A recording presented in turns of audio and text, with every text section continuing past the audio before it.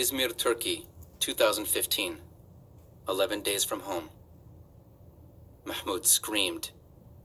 He howled louder than a fighter jet, and his parents didn't even tell him to hush. Lights came on in houses nearby, and curtains ruffled as people looked out at the noise. Mahmoud's mother broke down in tears, and his father let the life jackets he carried drop to the ground. The smuggler had just told them their boat wasn't leaving tonight. Again. No boat today. Tomorrow, he told Mahmoud's father. It was exactly the same thing he told Mahmoud's father the day before, and the day before that, and every day for the last week. A text would come telling them to hurry, out to the beach, and every time they would pack up what few things they owned, grab the life jackets, and rush through the streets of Izmir to this parking lot, and every time there would be no boat waiting for them. First it was the weather, the smuggler said. Then another family that was supposed to go with them hadn't arrived yet. Then it was the Turkish Coast Guard patrols, or the boat wasn't ready. There was always some reason they couldn't leave. It was like some cruel schoolyard game of keep away. Mahmoud and his family were at their wits' end. This off and on again business was tearing them apart. All except for Walid. Lifeless Walid, who didn't flinch when bombs exploded. I want to go back to Syria. I don't care if we die, Mahmoud said after he let out his scream. I just want to get out of here. Even as he said it, he heard the whine in his voice, the pathetic toddler-like frustration. Part of him was embarrassed. He was older than that, more mature. He was almost a man. But another part of him just wanted to stomp his feet and pitch a fit. And that part of him was getting harder and harder to keep quiet. Little Hana started crying too, and Mahmoud's mother tried to calm them both by pulling Mahmoud into a hug. Look at it this way, Dad said. Now we have more time to practice our Turkish. No one laughed. Let's get back to the mall before someone takes our place, Mom said wearily. Mahmoud carried the life jackets so his father could carry Walid, who quickly fell asleep on his father's shoulder. His mother carried Hana. Even though Mahmoud hated the desperate feeling of defeat in going back to the mall, at least it meant not sleeping outside in the park. But this time, someone was waiting for them at the mall entrance. There were two of them, both Turkish men in matching blue tracksuits. One of them was muscular with curly black hair, a thin beard, and a thick gold chain necklace. The other was overweight and wore mirrored sunglasses even though it was night. He was the one with the pistol stuck in the waist of his pants. You want inside? You gotta pay rent, the burly man told them. Since when? Mahmoud's father said. Since now, the man said. We own this building, and we're tired of you Syrians freeloading. More bullies, thought Mahmoud. Just like in Syria. Mahmoud's legs went numb, and he thought he might fall over. He couldn't bear the thought of walking any farther, looking for a place to live again. How much? Mahmoud's father asked wearily. 5,000 pounds a night, the muscular man said. Dad sighed and started to put Walid down so he could pay the man. Each, the man said. Each? Per night? Dad said. Mahmoud knew his dad was doing the math in his head. There were 5 of them, and they'd already been here a week. How long could they afford to pay 25,000 pounds a day and still have enough for the boat and whatever came afterward? No, Mahmoud's father said. Mom started to protest, but he shook his head. No, we already have all our things. We'll find someplace else to stay. It's only until tomorrow. The big man chuckled. Right, tomorrow. Mahmoud staggered along behind his parents as they roamed the streets of Izmir looking for some place to sleep. His parents carried Walid and Hana, but not him. He was too old to be carried anymore, and for the first time, he wished he wasn't. They finally found the doorway of a travel agency set back from the street, and no one else was sleeping there. They were just settling in when a Turkish police car came down the street. Mahmoud shrank back into the corner, trying to be invisible, but the police car's lights came on, and it beeped its electronic siren at them. Bloop, bloop! You can't sleep here, a police officer told them through a loudspeaker. And so they had to get up and walk again. Mahmoud was so tired he started to cry, but he did it softly so his parents wouldn't hear. He hadn't cried like this since that first night when the bombs had started to fall on Aleppo. Another car came down the road, and at first Mahmoud worried it was another police car. But it was a BMW sedan. On a whim, Mahmoud darted out into the car's headlights and waved the life jackets on his arms. "Mahmoud, no!" his mother cried. The BMW slowed, its lights bright in his face. The driver honked at him, and Mahmoud hurried around to the driver's side window. "Please, can you help us?" Mahmoud begged. "My baby sister—" But the car was already shooting away. Another car followed it, and it drove right past Mahmoud. "Mahmoud, get out of the street," his father called. "You'll get yourself killed." Mahmoud didn't care anymore. There had to be someone who would help them. He waved the life jackets at the next car, and miraculously it stopped. It was an old brown Skoda, and the driver rolled the window down by hand. He was an elderly, wrinkled man with a short white beard, and he wore a black and white keffiyeh headscarf. "Please, can you help us?" Mahmoud asked. "My family and I have nowhere to go, and my sister is only a baby." Dad jogged up and tried to pull Mahmoud away. "We're very sorry," Mahmoud's father told the man. "We didn't mean to bother you. We'll be on our way." Mahmoud was annoyed. He'd finally gotten somebody to stop, and now his father was trying to send him away. "My house is too small for all of you," the man said. "But I have a little car dealership, and you can stay in the office." Arabic! Mahmoud was thrilled. The man spoke fluent Arabic. No, we couldn't possibly," Mahmoud's father started to say, but Mahmoud cut him off.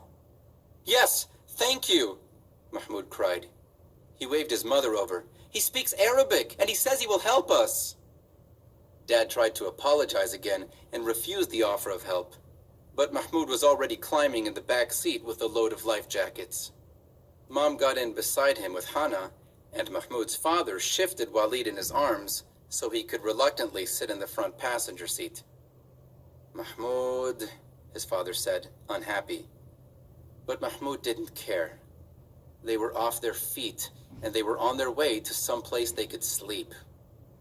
The little Skoda's gears ground as the man got them underway. "My name is Sami Nasir," the man told them, and Mahmoud's father introduced them all. "You are Syrian, yes? Refugees?" the man asked. "I know what it's like. I am a refugee too, from Palestine." Mahmoud frowned. This man was a refugee, and he owned his own car and his own business? "How long have you lived in Turkey?" Mahmoud asked Mr. Nasir. 67 years now," Mr. Nasir said, smiling at Mahmoud in the rearview mirror. "I was forced to leave my home in 1948 during the first Arab-Israeli war. They are still fighting there, but someday, when my homeland is restored, I will go home again." Dad's phone chimed, surprising them all and making Walid stir. His father read the glowing screen. "It's the smuggler. He says the boat is ready now." Mahmoud had learned not to get excited about these texts, but even so, he still felt a little flutter of hope in his chest. "You take a boat to Greece tonight?" Mr. Nasir asked. "Maybe," Mahmoud's father said, "if it's there." "I will take you to it," Mr. Nasir said. "And if it is not there, you can come back and stay with me." "You're very kind," Mom said. Mahmoud didn't know why, but his mother pulled Mahmoud close and gave him a hug. It took very little time for the car to take them back to the beach, and when they pulled to a stop, they were all quiet as they stared. This time, finally, a boat was there. Joseph. Somewhere on the Atlantic Ocean, 1939. 14 days from home. A day out from Cuba, the St. Louis threw a party. Streamers and balloons hung from the ceiling and decorated the gallery rails of the first-class social hall. Chairs and tables were pushed aside to make room for dancers. There was a feeling of wild relief, as though they were dancing away all the stress of leaving Germany. The stewards smiled with the passengers as though they understood, but none of them could really understand, Joseph thought. Not until their shop windows had been smashed and their businesses had been shut down. Not until the newspapers and radio talked about them as subhuman monsters. Not until shadowy men had burst into their homes and smashed up their things and dragged away someone they loved. Not until they had been told to leave their homeland and never, ever come back. Still, Joseph enjoyed the party. He danced with his mother while Ruthie, Renata, and Evelina ran in and out between people's legs all evening long. Joseph had been nervous about Cuba at first, scared of the unknown, but now he was excited to reach Havana, to start a new life, especially if it was like this. Joseph's father stayed hidden away in their cabin the whole night, sure this was all just another Nazi trick. The next morning, breakfast in the ship's dining room was interrupted by the thundering, clanking sound of the anchors being dropped. Joseph ran to the window. Dawn had broken, and Joseph could see the Malecon, Havana's famous seaside avenue. The stewards had told them all about its theaters and casinos and restaurants and the Miramar Hotel, where all the waiters wore tuxedos. But the St. Louis was still a long way off from there. For some reason, the ship had anchored kilometers out from shore. "It's for the medical quarantine," a doctor from Frankfurt explained to the small crowd who had gathered with Joseph at the porthole to look at Cuba. "I saw them run up the yellow flag this morning before breakfast. We just have to be approved by the port's medical authorities first. Standard procedure." Joseph made sure he was on deck when the first boat from the Havana Port Authority reached the St. Louis. The Cuban man who climbed the ladder to sea deck from the launch was deeply tanned and wore a lightweight white suit. Joseph watched as Captain Schroeder and the ship's doctor met the man as he came aboard. The captain swore an oath that none of the passengers was insane, a criminal, or had a contagious disease. That was apparently all that should have been required, because when the port doctor insisted he still be allowed to examine each and every passenger, Captain Schroeder looked angry. He balled his fists and breathed deeply, but he didn't object. He gave a curt order to the ship's doctor to assemble the passengers in the social hall and then marched away. Joseph ran back to his cabin and burst in on his mother, packing the last of their things. Ruthie was helping her while Papa lay on the bed. The doctor from Cuba, he's going to make all the passengers go through a medical examination," Joseph told his mother, still panting from his run. "They're gathering everybody in the social hall right now." Mama's shocked look told him she understood. Papa was not well. What if the Cuban doctor said he was too mentally disturbed to be allowed into Havana? Where would they go if Cuba turned them away? What would they do? "Gathering us?" Papa said. He looked even more frightened by the prospect than Joseph's mother had. Like a roll call?" He stood up and backed against a wall. "No," he said. "The things that happened at roll call. The hangings, the floggings, the drownings, the beatings." He wrapped his arms around himself, and Joseph knew his father was talking about that place. Dachau. Joseph and his mother stood like statues, afraid to break the spell. "Once I saw another man shot dead with a rifle," his father whispered. "He was standing right beside me. He was standing right beside me, and I couldn't move, couldn't make a sound, or I would be next." "It's not going to be like that, dear heart," Mama said. She reached out to him, tentatively, gently, and he didn't flinch under her hand.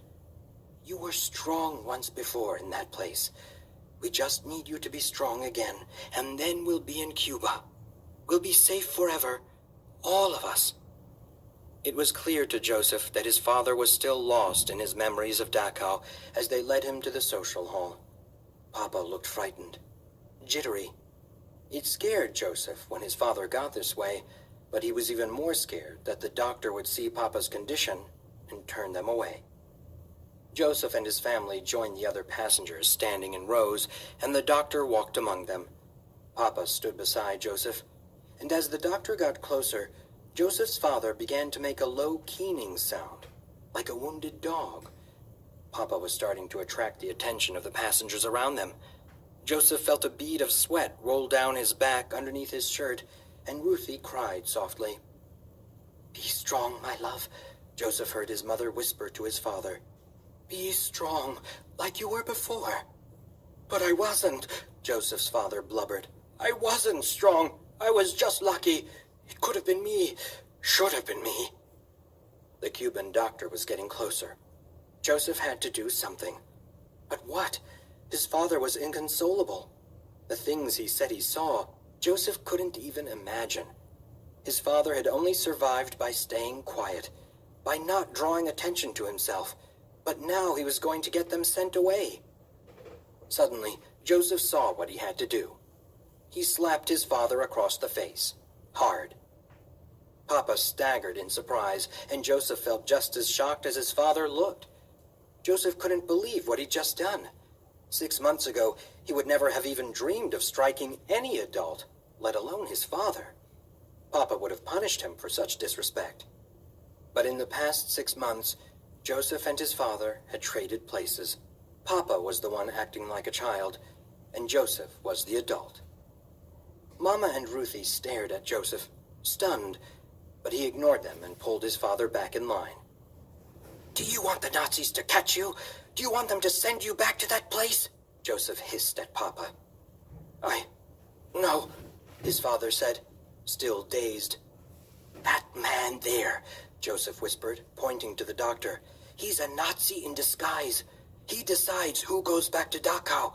He decides who lives and who dies. If you're lucky, he won't choose you. But if you speak, if you move, if you make even the slightest sound, he will pull you out of line, send you back. Do you understand?" Joseph's father nodded urgently. Beside him, Mama put a hand to her mouth and wept, but she didn't say anything.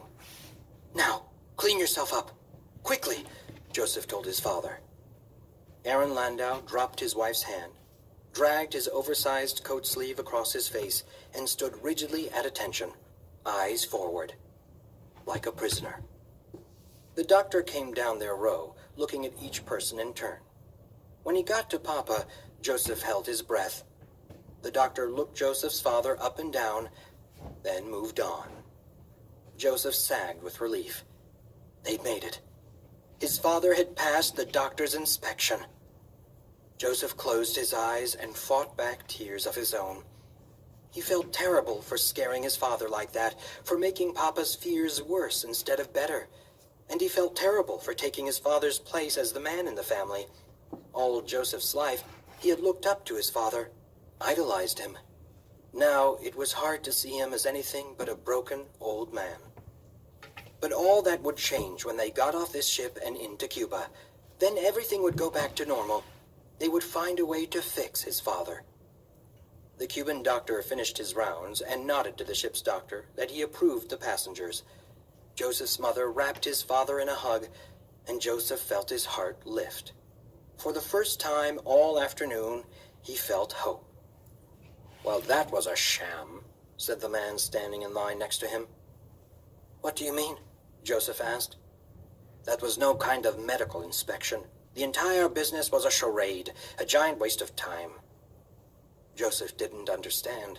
If it wasn't a proper medical inspection, what had it all been for? He understood when he and his family lined up at the ladder on sea deck to leave the ship. The Cuban doctor was gone, and he'd left Cuban police officers behind in his place. They were blocking the only way off the ship. "We've passed our medicals, and we have all the right papers," a woman passenger said to the police. "When will we be allowed into Havana?" "Mañana," the policeman said in Spanish. "Mañana." Joseph didn't speak Spanish. He didn't know what mañana meant. "Tomorrow," one of the other passengers translated for them. "Not today. Tomorrow." Isabel.